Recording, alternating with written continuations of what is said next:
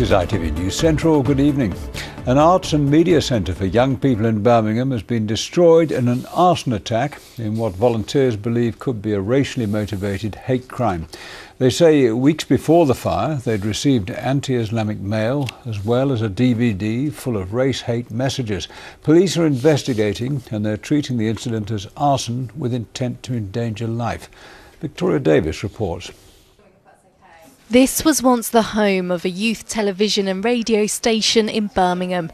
Now there's just charred remains after an arson attack.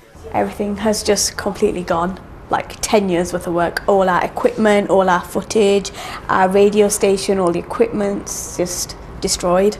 Volunteers from All for Arts believe the arson attack may have been part of a racist hate campaign. Over the last 2 months, they've received anti-Islamic mail, including a racist DVD. They believe they're being targeted because they were originally a Muslim organisation for women. But for the last 6 years, All for Arts has worked as a youth organisation, helping young people from all backgrounds. We had the hate mail, which was a DVD, and it was actually full of like anti-Islamic things and porn, and it was just a disgusting thing to get through the doors of a youth organisation. We reported it to the police straight away, but we never imagined it would come to this. I don't know what they've gained from it. Just torched the place, destroyed the youth non-for-profit organisation which was helping people in this community and the wider community.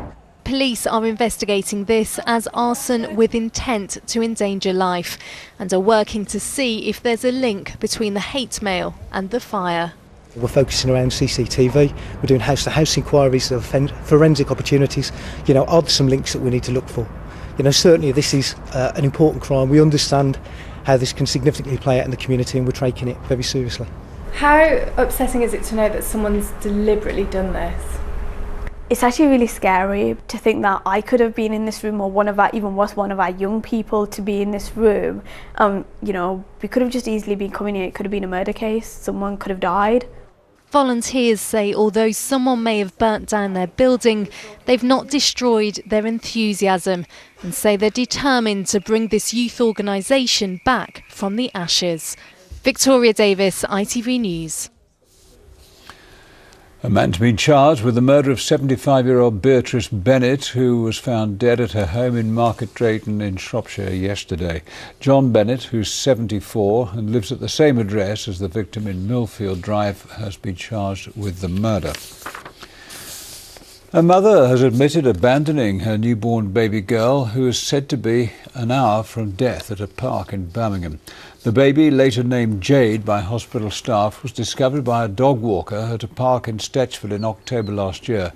The 26-year-old woman from Kingshurst pleaded guilty to child cruelty at Birmingham Crown Court, and she'll be sentenced in July. A charity football tournament has been held in memory of a teenager who was stabbed to death outside a nightclub in Birmingham. Joshua Ribera was an aspiring musician as well as a keen footballer. Today, his friends and family gathered at the ground of his favourite team to celebrate his life. Andy Bevan reports. Blue skies over the Blues Stadium this morning, and today's visitors to St Andrews brought smiles not often seen here last season. But the happy faces both on and off the pitch were despite this being a tournament brought about by the killing of one of their friends.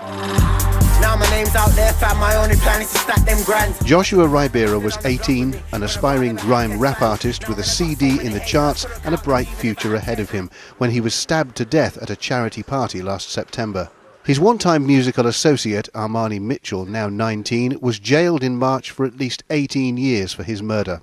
Today, though, was about celebrating Joshua's life. Family, friends and fans coming together ahead of a charity ball this evening to remember the talented musician they knew as Depsman. He loved to play football, so I think this is what this side's representing, just, the athlete side of him. Obviously there was a musician side, but he also had he was very skillful at football, so this is honouring that side. The sun's out, it's a beautiful day. Josh is watching everyone, you know what I'm saying? So it's just one of them ones. Try not to dwell on things, and we'll have a good time tonight, and everyone will have a good time today. So just keep the spirits up, basically, man. It's a day of mixed emotions for Joshua's mother. The two were inseparable while he was alive, but Alison Cope is determined to stay strong and make today a success. Smiling and here and focused, but I'll probably just cry as soon as I go home. But it's very emotional being here and everyone being here and he's not here and it being for him. We shouldn't be having today at all, but you know, we're doing the best for him even though he's not around to enjoy it. Proceeds from today will go to a charity set up in Joshua Ribera's name to help young children get a start in life. And it's hoped that this can become an annual event. The football may not quite be up to championship standards, but the determination to make sure something good comes from such a tragic loss is in a league of its own. Andy Bevan, ITV News. Well, elsewhere, a vigil is being held for Stephen Sutton, the cancer patient from Staffordshire who died a week ago in hospital. It'll be held at Lichfield Cathedral next Thursday and Friday. Stephen's body will lie in place of honour in the cathedral before being taken to a private funeral for family and close friends. Donations to the Teenage Cancer Trust have reached almost £4 million following Stephen's story. Telford has made it into the top 10 happiest places in the country to live. The Ironbridge Gorge is already a World Heritage Site and the town itself came in at number 10 in the survey by a property website. It asked 50,000 people how content they were with their home, community and their neighbours. Time now for a look at the weather forecast. Here's Lucy Kite.